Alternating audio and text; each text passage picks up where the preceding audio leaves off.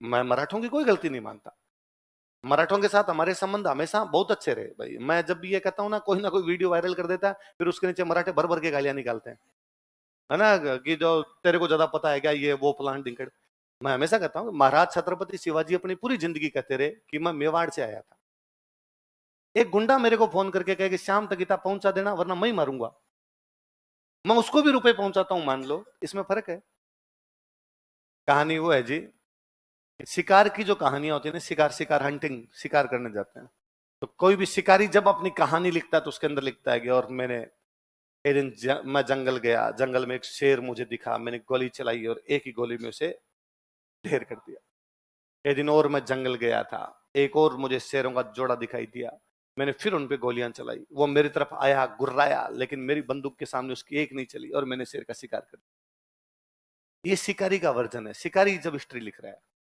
जिस दिन शेर लिखेगा ना, उस दिन वो लिखेगा कि ये आया तो पहले 3 बार था, मैंने देखा था उसमें इसकी पैंट गिल्ली हो गई थी और गाड़ी में चढ़ के भाग गया था, फिर वो एक दिन मैं सो रहा था तब इसने गोली मार दी, वरना इससे तो मैं मरता। तो जब तक शेर अपना इतिहास नहीं लिखता तब तक शिकारी विजेता है, जब तक शेर अपना इतिहास नहीं लिखता तब तक शिकारी। अपने साथ सबसे भयंकर दिक्कत यह हुई कि हमारे लोगों ने हिस्ट्री लिखी नहीं, राजस्थान वालों ने इस तरफ ध्यान दिया ही नहीं। आपने देख लो लास्ट कोई बड़े हिस्टोरियन हुए वो हुए गोपीनाथ शर्मा, दशरथ शर्मा, मथुरालाल शर्मा, जिन्होंने बाद में राजस्थान की हिस्ट्री लिखी। उस पर और रिसर्च किया जाता और खूब सारी बातें लिखती, खूब सारी चीजें निकल निकल के सामने आती। उन्होंने अपने अपने पक्ष लिखे। भगत सिंह ये कहते हैं कि मैंने ये क्रांति जो सीखी, हमारे जो गुरु है वो है सचिंदर सान्याल। कौन है? सचिंदर सान्याल कहता है मेरा जो गुरु है वो है प्रताप सिंह बारट। कि मैं और प्रताप सिंह बारट दिल्ली में रूममेट थे, और दिल्ली वाला जब बम फेंकना था उससे पहले हम तैयारी कर रहे थे, और वो प्रताप सिंह बारट पर पूरा एक चैप्टर लिखते हैं अलग से कि प्रताप सिंह बारट ने क्या किया, प्रताप सिंह बारट ने क्या नहीं किया। हम जब भगत सिंह पढ़ते हैं तब वहां प्रताप सिंह बारट क्यों नहीं है? यदि कोई राजस्थान वाला लिखता तो भगत सिंह भी लिखता, तो लिखता कि भगत सिंह को क्रांति की प्रेरणा प्रताप सिंह बारट से मिलती है। अब स्थिति यह है कि यदि भगत सिंह का नाम लिया जाए तो पूरा भारत जानता है, जानना भी चाहिए। प्रातः समझिए 22-23 साल की उम्र में कोई लड़का देश के लिए फांसी चढ़ जाए, इससे बड़ा बलिदान क्या हो सकता है? प्रताप सिंह ने कहा भी तो सेम ही काम है। जब तक हम ये तो आरपीसी को थैंक यू बोल दो, उसने प्रताप सिंह बारट के सवाल पूछे, इसलिए कम से कम इस कंपटीशन एग्जाम में हम पढ़ने लग गए। स्कूल की किताबों में तो जाके अब नाम आए हैं पिछले 5-7 साल के अंदर जाके। मैं अभी भी, मैं अब कई बार सोचता हूँ अपने भी धीरे धीरे समझ डेवलप हुई, पहले नहीं थी। अब मैं इस 15 अगस्त को, मैं एक कोई मेरे जानकार है, उनके कोई एक जानकार है जो एक पार्क में स्कूल चलाते हैं, है ना, एनजीओ भी नहीं हो, आसपास के जो बच्चे मतलब जिनके मम्मी पापा दोनों काम करते हैं, मजदूरी करते हैं, वो बच्चे स्कूल नहीं जाते, तो उन छोटे छोटे बच्चों को वहां पढ़ाते हैं, 25-30 बच्चे। तो मेरे को वहां ले गए कि यार वहां पे ध्वजारोहण करना है तो आप ही चल लो। तो हमने चले गए, और एकदम छोटे छोटे बच्चे, फर्स्ट सेकंड के, ज्यादा से ज्यादा कुछ 7वीं 8वीं तक के बच्चे थे, उससे छोटी छोटी उम्र के थे। पर 7वीं 8वीं वाले मेरे तो एकदम कम ही लगे, बाकी तो ज्यादातर फर्स्ट सेकंड थर्ड वाले बच्चे थे। अब कहा कि इनको भाषण दो। क्या भाषण देना, बच्चों के पूरे दिमाग में एक लड्डू कब मिलेंगे।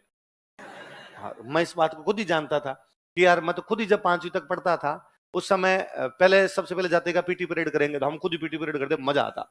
अब गीत गाएंगे सब, जाके कोई ना कोई गीत गाते, मजा आता। फिर कहता मुख्य अतिथि 2 शब्द बोलेंगे, मुख्य अतिथि 2 शब्दों का मतलब 2 घंटे समझता था। और हम यूं देखें मुख्य अतिथि कब बैठेगा, लड्डू कब मिलेंगे, मुख्य अतिथि कब बैठेगा, तो भाषण सुनने में कभी किसी को इंटरेस्ट होता। फिर भी आप चूंकि उन्होंने खड़ा कर दिया और वहां पे 10 लोग और बड़े खड़े रहते हैं, आपने ये कह दें कि भाषण नहीं सुनना चाहते बच्चे, तो उनको लगेगा ये नहीं देना चाहता। तो मैंने यूं इन बच्चों से पूछा कि भाई आज क्या है, आज 15 अगस्त है, क्यों मनाते हैं हम 15 अगस्त? तो कुछ बड़े बच्चे बैठते, उनका इस दिन देश को आजादी मिली थी। तो देश को आजादी किसने दिलवाई थी? तो देश को आजादी गांधी जी ने, भगत सिंह ने, नेहरू जी ने, सुभाष चंद्र बोस ने, झांसी की रानी ने, इन्होंने दिलवाई थी। शाबाश, यही है आंसर। क्या तुम केसरी सिंह बारट को जानते हो? नहीं। क्या तुम कुशाल सिंह चंपावत को जानते हो? नहीं। क्या तुमने विजय सिंह पथिक का नाम सुना है? नहीं। क्या बच्चों का कोई दोस्त नहीं, स्कूल में नहीं पढ़ा रहे। मैं उन बच्चों को था अरे तुमने क्यों नहीं सीखा, तो मैं क्या कहूं उनको। तब मैंने ना वापस याद किया कि आज मैं इस उम्र में आके ये मेरे में समझ विकसित हुई कि यार अपना पार्ट काट दिया गया है, और अपने पार्ट के लिए अपने को बोलना पड़ेगा, दूसरा अपने लिए कोई भी बोलेगा, रोया बिना माई दूध गुन प्यावे। जब तक बच्चा रोता नहीं है, माँ का भी ध्यान नहीं जाता कि इसको दूध पिलाना, तो अपने को रोना पड़ेगा, बाकी तो मतलब है नहीं कोई। तो मैंने वापस याद किया कि हाँ यार, अपने स्कूलों में भी जब अपने छोटे थे, कई बार अपने खुद भी भाषण देते, 15 अगस्त का भाषण बच्चों से तैयार करवा दिया, पढ़ो। उसमें भी तो इनके नाम खुद भी तो नहीं लेते थे अपने, क्योंकि स्कूल वालों ने लिए नहीं वो। हम उसमें भी कहते थे गांधी, नेहरू, सुभाष की वो तिकड़ी जिसने हमारे देश को आजादी दिला दी थी। झांसी की रानी आज भी याद की जाती है, जो अपने बच्चे को लेके युद्ध में लड़ गई थी, अंग्रेजों के खिलाफ वीरगति प्राप्त हुई थी। हम क्यों नहीं लिखते कि हमने एक अंग्रेज का सिर काट के हुआ के किले पे लटका दिया था? हम क्यों नहीं लिखते कि हमने अंग्रेज ने उसके पूरे परिवार को कोटा में भून के रख दिया था? हम क्यों नहीं लिखते कि वही नाना साहब, राव साहब, तात्या टोपे, सारे के सारे हमारे कोठारिया बैठे थे, सारे के सारे? हम क्यों नहीं लिखते कि तात्या टोपे जब 57 के बाद में क्रांति खत्म हो गई, तो उसके बाद राजस्थान ही रहा है, और जब राजस्थान से बाहर निकल रहा है, निकलते पकड़ा गया है। जब तक हमारा राजस्थान में रहा तब तक सेफ रहा। ये हमारा वर्जन है, पर हम हमारा वर्जन ला नहीं रहे सामने, हमारे में कोई किताबें लिख नहीं रहा, इसलिए फिर उल जुलूल बातें खूब सारी। फिर अब अपने कहते हैं कि साहब 8वीं के एनसीईआरटी के अंदर बता दिया गया कि राजस्थान जो है मराठा साम्राज्य के अंडर में आता था। क्यों? क्योंकि किताबें लिखने वाले मराठे हैं। मेरे से लिखवाते तो मैं लिख देता कि नहीं था, या किसी राजस्थान के आदमी से लिखवाते तब मैं लिख देता नहीं था। तब अपना कोई बंदा होता तब ये बता सकता था कि भाई मराठे राजस्थान में लूटपाट करते थे। लूटपाट करने में और साम्राज्य बनाने में दोनों में फर्क होता है। साम्राज्य का मतलब है आप उनके अंडर में आते हो, आप उनकी तरफ से लड़ने के लिए जाते हो, आपका एक बंदा वहां पर रहता है, आप उनके बाकायदा दरबार के अंदर जाते हो, टाइम टू टाइम उनको टैक्स देते हो। अपने यहाँ इस प्रकार नहीं था। अपने तो था कि मराठे कभी आगे जोर जबरदस्ती करके टैक्स ले गए। तो भारत सरकार में और दाऊद इब्राहिम में फर्क है ना। मैं भारत सरकार को टैक्स देता हूं, है कि भाई राजा तो सारे टैक्स लेते थे, तो मराठे भी टैक्स लेते, इसका मतलब मराठों का कब्जा था। मैं भारत सरकार को टैक्स देता हूं, किस लिए? कि भारत सरकार मेरी सुरक्षा करेगी। एक गुंडा मेरे को फोन करके कहे कि श्याम तक इतना पहुंचा देना वरना मैं ही मारूंगा, मैं उसको भी रुपए पहुंचाता हूं, मान लो, इसमें फर्क है। दाऊद इब्राहिम ने फिल्मों वालों से सलमान खान को, शाहरुख खान को, किसी अक्षय कुमार को, किसी को फोन करके इतने भेजना, इतने पेटी चुपचाप आनी चाहिए, फलानी हीरोइन आगे डांस करनी चाहिए हमारे कार्यक्रम के अंदर। इसका मतलब वो जबरदस्ती ले रहा है। भारत सरकार करिए हम सुरक्षा करेंगे, वो कह रहा है मैं मार दूंगा। इन दोनों में फर्क है, और इतनी बेसिक चीज समझ में आनी चाहिए। फिर यदि एक तरफ तो आप ये कहते हो कि हम मराठा साम्राज्य के अंडर में आते थे, दूसरी तरफ राजस्थान वालों पे इल्जाम है कि पानीपत के तीसरे युद्ध में राजस्थान के राजाओं ने मराठों का साथ नहीं दिया। तो जब हम अंडर में थे तो फिर तो जाना चाहिए था हमें। अच्छा, एक तरफ आप कहते हो मराठा साम्राज्य के अंडर में आते हैं, दूसरी तरफ आप कहते हो कि राजस्थान के राजाओं ने अंग्रेजों के साथ संधियां कर ली। तो हमारे तो राजा थे ही नहीं। जब हम मराठों के अंडर में थे तो संधियां तो मराठों ने की। तो फिर आप लिख दो मराठों ने देश बेचा। वहां तो हम हमारे राजाओं को सबको गालियां निकालते हैं कि राजा अंग्रेजों के साथ चले गए थे, उन्होंने अंग्रेजों के साथ में संधियां कर ली थी। तो संधि तो फिर मराठों ने की है। फिर हमारी पहली संधि हुई 1803 में। मराठों का सबसे बड़ा अधिकारी था पेशवा, वो कर गया था 1802 में।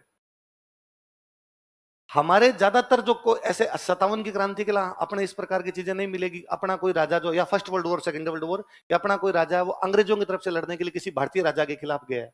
मराठों के उदाहरण भरे पड़े हैं जब वो अंग्रेजों की तरफ से लड़े हैं, और किसी अंग्रेजों की तरफ से जाके किसी भारतीय राजा के खिलाफ लड़े हैं। सैकड़ों युद्ध भरे पड़े हैं। हम जब हिस्ट्री पढ़ते हैं, आप में से कहीं नहीं पढ़ा होगा, यदि हम मराठों के अधीन थे तो फिर तुंगा का युद्ध क्यों लड़ रहे थे? हम यदि मराठों के अधीन थे फिर वो पाटन और मालपुरा की लड़ाइयां किस बात की है? जब आप अधीन ही थे तो बस खत्म ही हो गई बात। भाई मेरा आपसे कब्जा है, मैं आपसे आगे टैक्स लेके चला जाऊंगा बाद में, तो फिर तो लड़ने का कोई मतलब ही नहीं पैदा होता। कौन बताए जब अपनी तरफ से कोई हिस्ट्री लिखने वाला हो? है नहीं। मैं मराठों की कोई गलती नहीं मानता। मराठों के साथ हमारे संबंध हमेशा बहुत अच्छे रहे। भाई मैं जब भी ये कहता हूँ ना कोई वीडियो वायरल कर देता है, फिर उसके नीचे मराठे भर भर के गालियां निकालते हैं, है ना, कि जो तेरे को ज्यादा पता है क्या, ये वो प्लान डिंकड़। मैं हमेशा कहता हूँ महाराज छत्रपति शिवाजी अपनी पूरी जिंदगी कहते रहे कि मैं मेवाड़ से आया था, मैं सिसोदा का हूं इसलिए मैं सिसोदिया हूं। उनके बेटे संभाजी थे, अपने दुर्गादास राठौड़ ये सब संभाजी के साथ में जाके साउथ इंडिया में लड़े थे। उनके बेटे साहू थे। साहू ने बाकायदा मेवाड़ वालों के पास मैसेज किया है कि मेरे बेटा नहीं है, यदि आप मेवाड़ से कोई राजकुमार भेज दो, क्योंकि मैं भी सिसोदिया हूँ, आप भी सिसोदिया हूँ, मैं आपके मेवाड़ से आया था मेरा परिवार, आप किसी राजकुमार को भेज दोगे, हम यहाँ राजा बना देंगे उसको महाराष्ट्र में। लेकिन अपने मेवाड़ वालों उनका इतनी दूर कौन भेजे, और हम तो इतनी दूर नहीं भेजेंगे। तो हमारे रिश्ते बहुत अच्छे रहे। बाद में आपके बालाजी विश्वनाथ था, बालाजी विश्वनाथ के टाइम में हमारे रिश्ते उनके साथ ठीक ठाक रहे। बाजीराव पेशवा था, बाजीराव पेशवा की नीति थी उत्तर भारत की तरफ बढ़ो, पहले वो दक्षिण भारत में थे तो हमारे रिश्ते अच्छे रहेंगे, हमारे रिश्ते कैसे खराब रहेंगे उनसे? जब बाजीराव पेशवा मेवाड़ आया था आपने, तो मेवाड़ महाराणा का था मैं मुलाकात करूंगा। तो कहा ठीक है भाई मुलाकात कर लेगा। तो उसने कहा मैं महाराणा से ऊपर बैठूंगा, मतलब महाराणा की सीट होनी चाहिए नीचे और मेरी सीट होनी चाहिए ऊपर। तो महाराणा ने वापस मैसेज करवाया कि ऊपर छोड़, मैं बराबर ही नहीं बिठाऊं, और बराबर तो मैं तुम्हारे राजा को नहीं बिठाऊं, छत्रपति को नहीं बिठाऊं, वो भी मेरा छोटा भाई है, वो भी नीचे बैठेगा। मिलना हो तो ठीक, वरना लड़ाई करनी हो तो वैसे बता दे। फिर लास्ट में बाजीराव पेशवा ने कहा कि ठीक है, सामने की तरफ मेरी सीट लगा दो, इधर सिंहासन राजा का लगा दो। इसलिए बाद में कहा गया एक तो बाजीराव की लगाओ और एक हमारा मंत्री और बैठेगा तेरे बराबर, ताकि ये पता रहे कि तू मंत्री के बराबर ही है। ये नहीं है, ये तक तो प्रोटोकॉल फॉलो कर रहे थे आप बाजीराव तक। बाद में आपके जब सिंधिया होलकर आए, सिंधिया होलकर ने इधर कब्जे मचाने शुरू किए और सिंधिया होलकर ने लूटपाट करनी शुरू की। लूटपाट के चक्कर में उन्होंने लूटपाट कर लिया आपके चित्तौड़गढ़ वाले निंबा हेड़ा वाले इलाके में। यहाँ पे राजा से रुपए दिए नहीं गए, इसलिए निंबा हेड़ा पर उन्होंने कब्जा कर लिया। इसलिए हम पढ़ते हैं टोंक रियासत अंग्रेजों ने बढ़ाई, मराठों से लेके पढ़ी थी हमने कि टोंक टोंक रियासत। ग्वालियर वाले राजा से छीन के कुछ टुकड़ा उन्होंने धौलपुर वाली रियासत बनाई, अंग्रेजों ने बनाई थी। ये मराठों की कुछ कुछ जगह पर इस प्रकार की चीज थी। हमने पढ़ा था अजमेर पे मराठों का कब्जा था और अंग्रेजों ने बाद में उस पर कब्जा किया था 25 जून 1800, पढ़ते हैं हमने, 25 जून को बाद में कब्जा कर लिया था। ये मराठों की कुछ कुछ टेरिटरी थी जहां पर लूटपाट के चक्कर में उनके रुपए चुकाए नहीं गए, तो उन्होंने उस समय कब्जा कर लिया। और राजा वापस लेते या रुपए चुका के वापस लेते, लड़के वापस लेते या नहीं भी लेते, तब तक अंग्रेज आ गए, तब तक उनके पाले में वो बात चली। ये सारे फैक्ट के लिए कोई अपनी तरफ से हिस्ट्री लिखने वाला हो, कोई अपनी तरफ से हिस्ट्री लिखने वाला हो कि यदि हम मराठों के अंडर थे तो 1769 में उज्जैन के पास में क्षिप्रा नदी का युद्ध हुआ है, वो क्यों लड़ा हमने जाके? यदि हम मराठों के अंडर में थे तो एकलिंगगढ़ का युद्ध और खाड़का न्याल का युद्ध किस बात के लिए हुए? यदि हम मराठों के अंडर में आते थे तो शाहपुरा वाले ने मराठों के खिलाफ क्यों भिड़ गए थे, क्यों लड़ लिए थे?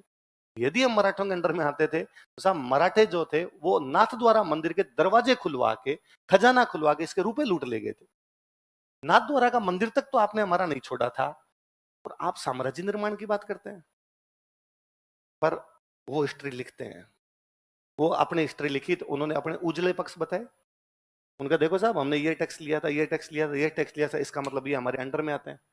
अपने सांप चला गया तब लाठी पीट रहे हैं, ऐसा क्यों लिख दिया, वैसा क्यों लिख दिया। अच्छा यदि इसको माना जाए कि मराठों ने टैक्स लिया था, लूटपाट करके टैक्स लिया था, तो भी जैसलमेर, बीकानेर, अलवर, करौली, किशनगढ़, इन्होंने तो कभी टैक्स भी नहीं दिया था। इनको क्यों दिखा दिया? किसी के पास कोई जवाब नहीं।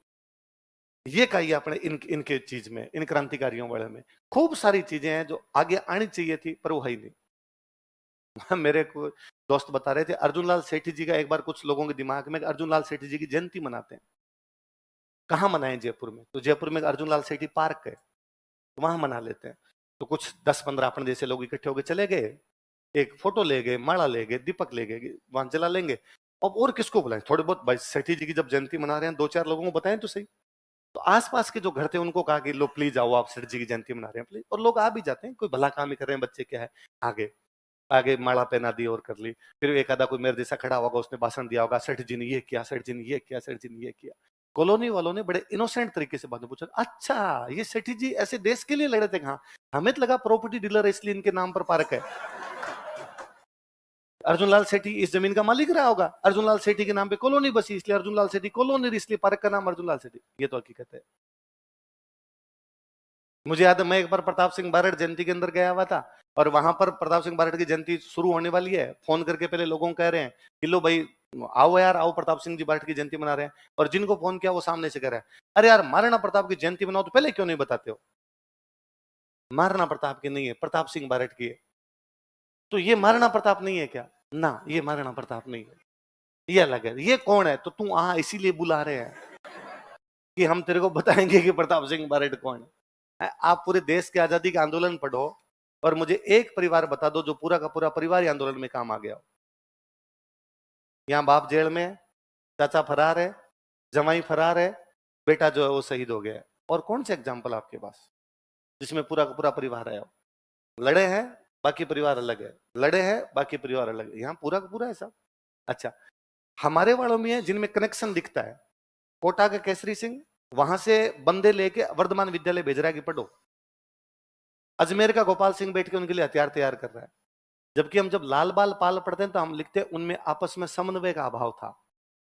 हमारे तो समन्वय हो रहे हैं। ये कोटा गुट, अजमेर गुट और जयपुर गुट सारे मिले हुए हैं। अर्जुन लाल सेठी की जिम्मेदारी है आप तैयार करो, उधर आपके केसरी सिंह बारट को जिम्मेदारी रुपए लाओ और रिक्रूट भेजो, हमारे पास बंदे भेजो लड़ने के लिए। गोपाल सिंह खरवा को जिम्मेदारी हथियार वथियार तैयार रखो। मैं बताऊं, यदि 1915 में रास बिहारी भोसवाड़ा सफल हो जाता, कार्यक्रम सफल हो जाता, फिर तो नेशनल हीरो हो जाते। तो गांधी जी तब तक भारत ही नहीं आए थे। आए थे 15 महीने में, भारत ही आए थे, नाम ही नहीं होता, राष्ट्रपिता केसरी सिंह बारट हो जाते। पूरी प्लानिंग कर रहे थे यहां पर बैठ के।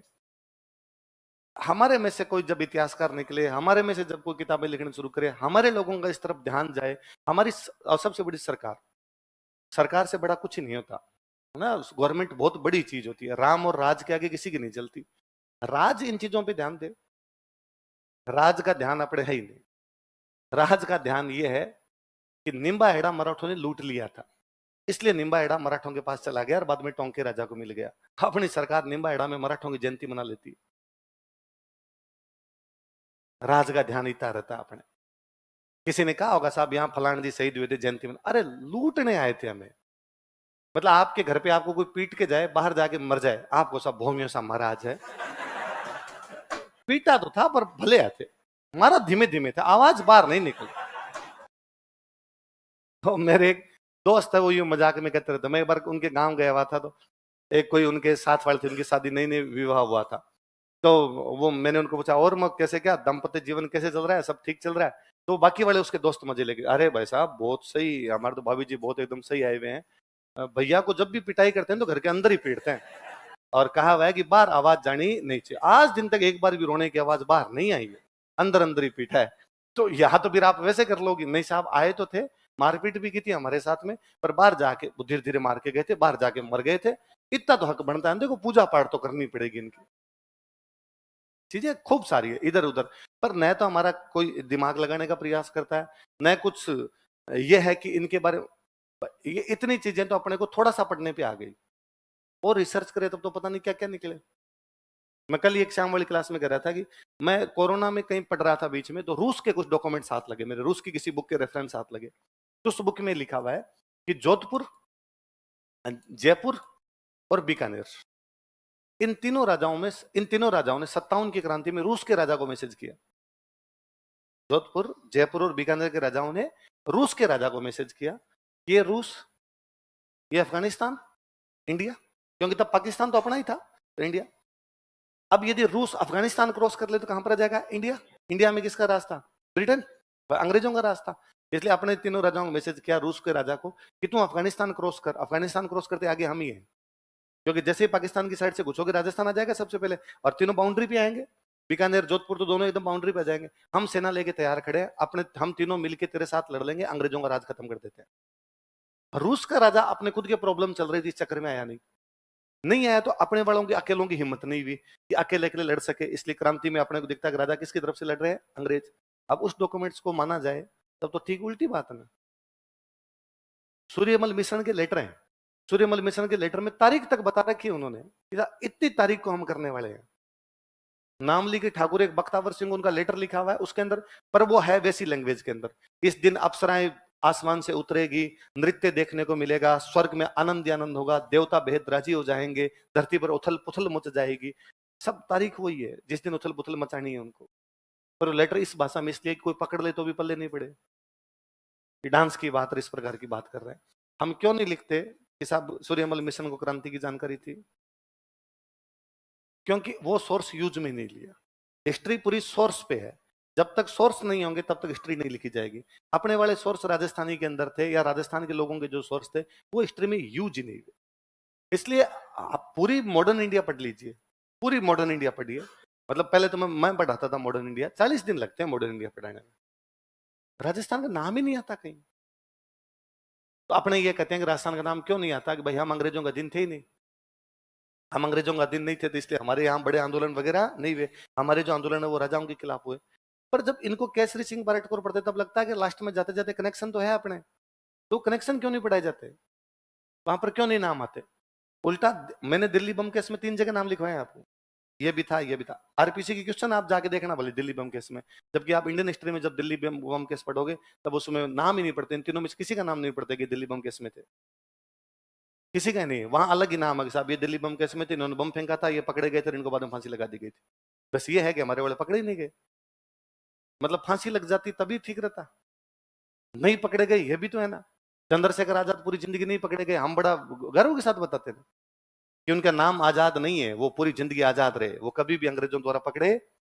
सेम जोरावर सिंह बारेठन पकड़े नहीं गए अंग्रेजों के द्वारा। पर चीजें घोल मथोड़ हो जाती है जी, कोई ध्यान ही नहीं देता इन चीजों की तरफ। अपने मैं इसलिए बता रहा था और कि आप सब थानेदार लगोगे, आप सब किसी दूसरी पोस्ट पे पहुंचोगे और तो कुछ ही नहीं कर सकते, अपने केवल बातें कर सकते हैं, अपने हाथ में नहीं है चीजें। जो करने वाले हैं उनको वो जब करेंगे तभी होगा। आप किसी कार्यक्रम के अंदर 15 अगस्त 26 जनवरी के कार्यक्रम पे मुख्य अतिथि बनोगे, आप भाषण दोगे, आप नाम लेना इनके अपने वालों के। Charity begins at home. अच्छे कामों की शुरुआत घर से करनी पड़ती है। आपके वीडियो कोई वायरल होंगे, आपको 4 लोग सुनेंगे, आपकी बात को गंभीरता से लिया जाएगा, सब साहब कह के गए थे। आप बोलोगे जब केसरी सिंह बारट कौन थे, प्रताप सिंह बारट कौन थे, गोपाल सिंह गरबा कौन है, विजय सिंह पथिक कौन है, माणिकलाल वर्मा कौन है, लोगों का ध्यान जाएगा, तो लोग जानेंगे, तो कम से कम अगली पीढ़ी के तो पल्ले पड़े। अपने वाले तो बीत गई, टाबर तो सीखे कम से कम। लिखो आगे। तो पापा क्या करते हैं जेल में? परिवार में और कौन है कि चाचा जी, वो कहाँ है कि फरार है। लिया कपड़े वपड़े लेके जाओ, सामान लेके जाओ और कागज तैयार करो, उसको रिलीज कर देते हैं। कागजों पे साइन वाइन करवाए, चाय वाय पिलाई, सामान वामान ला के रख दिया कि बस अब तुझे जाना ही है। यूं नॉर्मल बातचीत कर रहा है, घर पे जाके मम्मी का ध्यान रखना। चमत्कार होते हैं, भगवान चमत्कार करता है। डॉक्टरों ने जवाब दे दिया, बचाने वाला तो भगवान है, उस टाइप की बात करे। और फिर यूं पूछा कि अब तू तो जा ही रहा है, हमें ये तो पता तेरा कोई रोल नहीं है, पर हमें ये भी पता है कि तू जानता है इन बाकियों के क्या क्या रोल है, तो कम से कम बाकियों के तो बता के जा। तो यूं आगे की तरफ हुआ, तो अंग्रेजों को लगा अब ये सारी बात बता देगा। फिर अंग्रेजों का कि फ्लावर समझाया गया। अब षड्यंत्र का मतलब है योजना बना रहे थे, काम हुआ नहीं है। एक तो है कि भाई बम फेंक के आगे, किस किसने फेंका, फलान जी फलान जी फलान जी ने फेंका। एक है बम फेंकने की योजना बना रहे थे, तो योजना में तो खूब सारे लोग होते हैं, इस पे भी डाउट, इस पे भी डाउट, इस पे भी डाउट, तो सबको पकड़ लेती है पुलिस। तो बाद में पुलिस ये पता लगाने की कोशिश करती है कौन क्या क्या करने वाला था। तो ज्यादातर क्या करती है पुलिस, एक आधे बंदे को अपनी तरफ मिला के उसको सरकारी गवाह बना लेती है कि भाई तू सारी बात बता दे, हम तेरे को छोड़ देंगे, तेरे किसी प्रकार की सजा मिलेगी नहीं। चार्ल्स क्लीवलैंड को प्रताप सिंह को देख के पता नहीं क्यों लगा कि ये लड़का सारी बात बता सकता है। ये तो उम्र छोटी थी, 22 साल के थे, शरीर में एकदम यूं गोलू मोलू थे, कोई 1 क्विंटल 32 किलो के आसपास वजन था। तो गोलू मोलू 122 से 132 किलो यूं वजन था, 122 किलो के आसपास वजन था। तो लगा ये यूं टाबर भी है, मुछें फूटी नहीं थी अभी तक पूरी, और गोलू मोलू टाइप का, ये पूरी बात बता सकता है। तो बुलाया। अरे ये पुलिस वालों का तरीका भी होता है कि मान लो आप 10 लोगों को पकड़ा है, कॉलेज में कोई लड़ाई हो जाती, 10 लोगों को उठा के ले गए, फिर एक आधे किसी को यूं देख के कहना अरे तुम तो मास्टर जी के बेटे हो ना, तो अगला कहता ना ना मेरे पापा डॉक्टर है, हाँ हाँ वही डॉक्टर साहब मैं भूल गया था, थोड़ा साइड में। तो और ये बात अभी डॉक्टर साहब को पता चलेगी कि तेरे को नंगा करके थाने में बिठा रखा, कितना बुरा होगा। तो अब क्या कहेगा बंदा, कहेगा सॉरी छोड़ दो मेरे को, पापा को नहीं पता चलना चाहिए, बेइज्जती हो जाएगी, अखबार में नहीं आना चाहिए। हम तो खुद ही चाहते हैं डॉक्टर साहब की इज्जत है, समाज में इज्जत है, शहर में इज्जत है, पर तेरे जैसे औलाद पैदा हो जाती है तब इसी प्रकार का होता है। वैसे हमें यह भी पता है कि तू ठीक है, तेरे दोस्त बेलखणे हैं, और इनके चक्कर में आके तू ये सब कांड कर गया, यही है। और बंदा फूट जाता है कि हाँ हाँ मैं नहीं जा रहा था, इसने कहा था जाऊंगा, और इसने कहा था, तो तू हमारी तरफ आ जा, बाकियों को हम देख लेंगे। तो पुलिस ऐसा कर भी लेती है। तो प्रताप सिंह को बुलाया, प्रताप सिंह बुला के पूछा क्या नाम है, तो प्रताप सिंह बारट। पापा क्या नाम है, केसरी सिंह बारट। तो पापा क्या करते हैं जेल में? परिवार में और कौन है कि चाचा जी है, उनका नाम क्या है कि जोरावर सिंह बारट, वो कहाँ है कि फरार है। तो अंग्रेजों को लगा अब क्या क्या जाएगा, तो मामला गंभीर है। तो अंग्रेजों का पापा कौन सी जेल में कि हजारीबाग। कौन सी में? पापा से कब मिले थे? जेल गया था तब मिला था, उसके बाद नहीं मिला। क्या मिलना चाहोगे पापा से? कौन बेटा होगा जो ये कहेगा बाप से नहीं मिलना। अंग्रेजों को लगा बाप से मिलाएंगे तो थोड़ा इसका सॉफ्ट कॉर्नर हो जाएगा हमारे प्रति, और हमें बात बता देगा। तो प्रताप सिंह को मिलाने के लिए लेके गए केसरी सिंह से, कौन सी जेल में? हजारीबाग जेल में। अच्छा, वहां केसरी सिंह को सुबह सुबह बताया गया कि आज आपको बेटे से मिलाया जाएगा। तो केसरी सिंह के दिमाग में पहला थॉट क्या आएगा कि मेरा बेटा सरकारी गवाह बन गया, तभी मिलाने के लिए ला रहे हैं, वरना अंग्रेज बाकी पिताजी को तो अपने अपने बेटों से नहीं मिलवा रहे। तो कहते हैं जैसे ही प्रताप सिंह वहां मिलने के लिए गए, केसरी सिंह ने कहा कि देख प्रताप, अंग्रेज तो तेरे को छोड़ देंगे, पर मैं जिस दिन जेल से बाहर आया पहली गोली तेरे को मारूंगा, और मेरा निशाना चूकता और नहीं है। तो क्यों क्यों मारोगे आप मुझे? अरे यार शर्म नहीं है, तुम मेरा बेटा है और अंग्रेजों का सरकारी गवाह बन गया। किसने कहा आपको सरकारी गवाह बन गया? तो क्यों लाए मिलाने के लिए तेरे को? मुझे क्या पता, इन्होंने कहा मिलवाते, मैंने कहा मिला दो। तूने कोई बात नहीं बताई? ना इनको मैं क्या बात बताऊं, इन गौरों की थी क्या औकात है मेरे से पूछ ले। वहां से वापस जाते टाइम अंग्रेजों को लगा अब ये बात बता देगा, तो अंग्रेजों ने कहा हाँ भाई थोड़ा वो बता दे यार, मुकदमे में कौन क्या क्या कर रहा था। उसने कहा कौन सा मुकदमा, कौन सी योजना, मेरे को तो इसके बारे में कोई जानकारी नहीं। अंग्रेजों ने खूब मारा, मतलब बिजली के झटके लगाए गए थे। एकदम दुबला पतला कर दिया था प्रताप सिंह को मार मार के। फिर पता नहीं, फिर अंग्रेजों को एक दिन लगा कि वापस पूछा जाए, क्या पता बता दे तो मारपीट की, खूब सारा टॉर्चर किया, वापस लेके आए। और वापस लेके आ गया, अच्छा तुम तो वही हो ना, इसके पापा जेल के अंदर है, चाचा जी फरार चल रहे हैं। हाँ, तो घर पे कौन है तुम्हारे? तो मम्मी है। कहा यार वही, कल लेटर आया था, तुम्हारी मम्मी बहुत बीमार है, हॉस्पिटल में एडमिट है, लास्ट टाइम है। और मम्मी बार बार करी कि मुझे प्रताप से मिला दो, प्रताप से मिला दो। तो कोई भी बच्चा क्या कहेगा कि भाई मुझे माँ से मिलाया जाए? जो उम्र ही जब आपकी 21-22 साल हो, तो ऑब्वियस ही बात है, ऐसे भाव आएंगे कि सर मम्मी से मिला दिया जाए। और उस जो अफसर था अंग्रेजों का, उसने कहा कि हाँ हमें पता चल गया इतने दिन की छानबीन के अंदर कि तेरा इस केस में कोई भी रोल है नहीं है, तो हम तेरे को रिहा करने वाले हैं। लियाओ भाई प्रताप सिंह के वो लियाओ, कपड़े वपड़े लेके जाओ, सामान लेके जाओ, और कागज तैयार करो, उसको रिलीज कर देते हैं। कागजों पे साइन वाइन करवाए, चाय वाय पिलाई, सामान वामान ला के रख दिया कि बस अब तुझे जाना ही है। यूं नॉर्मल बातचीत कर रहा है, घर पे जाके मम्मी का ध्यान रखना, चमत्कार होते हैं, भगवान चमत्कार करता है। डॉक्टरों ने जवाब दे दिया, बचाने वाला तो भगवान है, उस टाइप की बात करे। और फिर यूं पूछा कि अब तू तो जा ही रहा है, हमें ये तो बता तेरा कोई रोल नहीं है, पर हमें ये भी बता कि तू जानता है इन बाकियों के क्या क्या रोल है, तो कम से कम बाकियों के तो बता के जा। तो वो यूं आगे की तरफ हुआ, तो अंग्रेजों को लगा अब ये सारी बात बता देगा। फिर अंग्रेजों का कि फ्लावर समझा गया। प्रताप सिंह अपनी माँ की आंखों के आंसू पहुंचने के लिए बाकी क्रांतिकारियों के माताओं की आंखों के अंदर आंसू, इतना मारा था, पीट पीट के मार दिया था। कि प्रताप सिंह जब मारा गया था लास्ट में, तब उसमें वजन कुल ही 32 किलो बचा था। 122 किलो वजन था उसका। कितने टॉर्चर किया होगा, उसके बाद उसने मुंह खोला नहीं था। तो चार्ल्स क्लीवलैंड जो अंग्रेजों का अफसर था वो कहता है मैंने इतना बहादुर बच्चा नहीं देखा, हमने क्या क्या कर लिया था, उसके बावजूद उसने मुंह खोला नहीं था। तो कौन सी जेल में?